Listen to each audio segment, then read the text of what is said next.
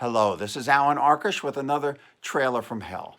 Take a look at this jazz photo from 1949. It's one of my favorites because there's so much going on in the frame, especially right here. That's Ella Fitzgerald doing what Ella Fitzgerald does best. And her audience, well, that's a table full of the who's who of jazz. You've got Benny Goodman, band leader and clarinet player, and maybe the most important composer of the last 100 years, Duke Ellington. Look at the expression on Duke's face. Pure joy. One genius contemplating another. What could be better than one artist fully appreciating the art of another? And that's what we're going to talk about. Movies about artistic genius. I've curated a few, like The Red Shoes, which is all about devotion and hard work. And even so, art destroys the artist in it. And another movie where creative mania destroys the artist. Bob Fosse's All That Jazz. Now, what happens when you have the pressures of commerce thrown in there and critical approval? Well, you're not going to expect this one. It's Ratatouille. I love this movie. This rat can really cook. And he, of course, has to please his number one enemy, the critic. Highly recommended that. Now, some movies about artists are, as the kids would say, TMI. Too much information in Crumb. He's one weird guy, and this is one weird good movie. Another good movie about artists. This one's about creating art, creating lust to loud classic rock music. It's by Martin Scorsese, and the section that I'm talking about is called Life Lessons. Nick Nolte and Rosanna Arquette have a really complex, intertwined, passionate relationship. They're both painters.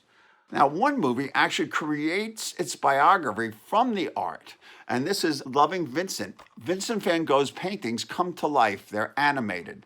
It's striking visually. What happens when one artist collides with another? Akira Kurosawa directs Martin Scorsese as Vincent van Gogh in Dreams, another beautiful realization of Van Gogh's art. Which brings us to our trailer from hell.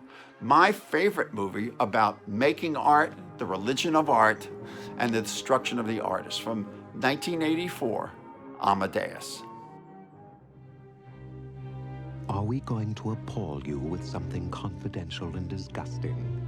Let's hope so, because that is what you really like. The name Amadeus means love of God, and Salieri felt that Mozart's music was so perfect, it must be God who is truly composing it. Salieri was a third-rate composer with the ear of a first-rate music lover. Miloš Forman and Peter Shaffer worked side by side for 6 months on the shooting script based on Shaffer's play. To them, it was not a biography, but a fantasia on the theme of Mozart and Salieri. Amadeus, Mozart. How good is he, this Mozart? He's remarkable. Is an unprincipled, spoiled, conceited brat. I'm a vulgar man. But I assure you, my music is not. Every note the actors played on the piano is correct, and Ivan Neville, the conductor, insisted that nothing be changed from the original music. Both Thomas Hulce and F. Murray Abraham practiced piano for 6 months and learned how to read music and conduct their own orchestras. Salieri. I don't believe it. All the same, Could it be possible? did Salieri do it after all? Did he murder Amadeus? In my favorite scene, Mozart is on his deathbed, trying to dictate the music in his head to Salieri, who is desperately trying to keep up and understand him. It illustrates the gift that genius is in a brilliantly written, acted, and directed exegesis of the highest levels of Mozart's music. It was all shot on location in Prague, including the very theater where Don Giovanni premiered. The madness. And finally, and I really love this, the Emperor of Austria really did say that the abduction of Seraglio had too many notes. It's true. 8 Oscars and 53 other awards. I love this movie.